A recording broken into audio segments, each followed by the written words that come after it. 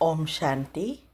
आपका प्रश्न है, मुझे किसी को कुछ भी देने में बहुत खुशी मिलती है। यह मेरी आदत है। मैं एक सरकारी शिक्षिका हूँ। स्कूल में अपनी अलमारी में सबको काम आने वाली स्कूल से संबंधित हर वस्तु रखती हूँ, ताकि सभी शिक्षक जी भी मांगे उनकी तुरंत दे सकूँ। स्कूल चपरासी से लेकर प्रिंसिपल तक हर वस्तु मुझसे उपलब्ध है। तो मेरी इस आदत के कारण सब मुझसे बहुत प्रेम करते हैं और मुझे उसके बदले में कुछ भी प्राप्त नहीं करना है, आशा नहीं है। तो क्या ये मेरे सुकर्म है? उत्तर है, आपने अकर्म, सुकर्म, पुण्य कर्म, पाप कर्म समझे ही नहीं है। लास्ट टाइम भी आपने ऐसा ही प्रश्न पूछा था और मैंने कहा वो 5 प्रकार के कर्म और कर्म, अकर्म, विकर्म, सुकर्म, उसका जो खास क्लासेस चलाए हैं वो अच्छी रीति सुनो, पॉइंट लिखो और समझो। सुकर्म और अकर्म वो आत्मा से जुड़े हुए, नहीं कि शरीर की स्थूल चीज़ों से।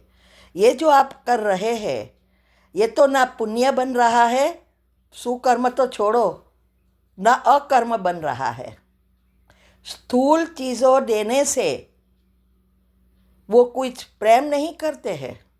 ये तो आपको हिसाब किताब अंत में चुकतू करना पड़ेगा, क्योंकि आप दे रहे हैं और वो चीज़ें मिलती है, इसीलिए वो खुश है या आपको मान देते हैं। प्रेम नहीं, ये तो स्वार्थी प्रेम है। और एक दिन आप नहीं देंगे तो वो तुरंत आपका बुरा बोलेगा। सुकर्म एक बहुत बड़ी अवस्था होती है, वही करते हैं। उसमें कोई चीज़ ना दो, कोई वस्तु ना दो, फिर भी सब प्रेम करें, रिस्पेक्ट करें। मान प्राप्त करना अलग चीज़ है और रिस्पेक्ट प्राप्त करना अलग चीज़ है। तो ये जो है, आपको मान दे रहे हैं क्योंकि आप चीज़ें दे रहे हैं, तो ना इससे पुण्य बन रहा है, ऊपर से बोझ चढ़ रहा है। इसके लिए वेबिनार में फिर से हम ये टॉपिक लेने वाले हैं। आप अटेंड करो। क्या करते हो 8 बजे? अटेंड करो ना, तो आप आमने सामने होंगे तो ये प्रश्न होगा ही नहीं।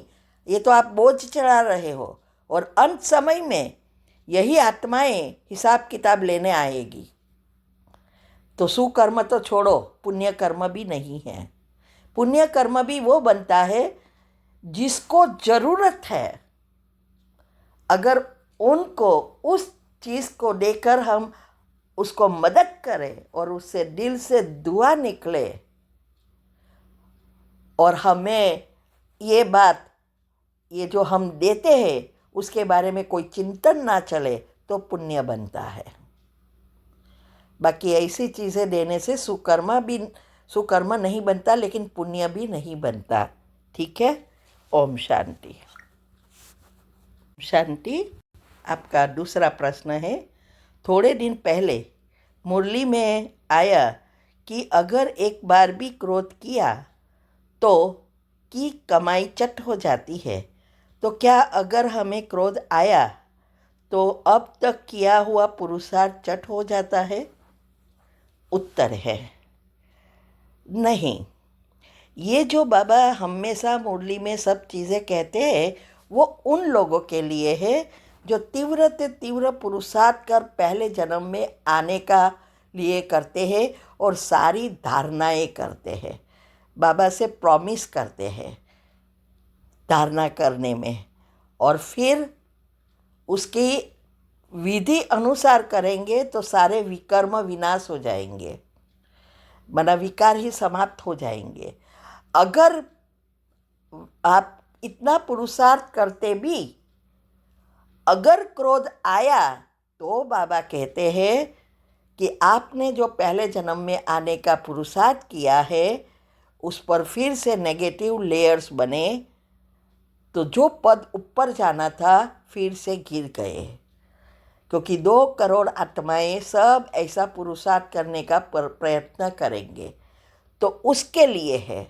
बाकी ये चालू हम जो अभी भी धारणाओं पर नहीं चल सकते, उनके लिए नहीं है कि कमाई चट होना, अर्थात उच्च पद के लिए जितनी शक्ति भरी आत्मा में, वो एक तो ड्रेन हो जाएगी, माना खाली खाली हो जाएगी विकारों से, और ऊपर से जो चिंतन करेंगे और सामने वाले जो भी बद्दुआ भेजेंगे, वो सब हमारे लेयर्स बनेंगे।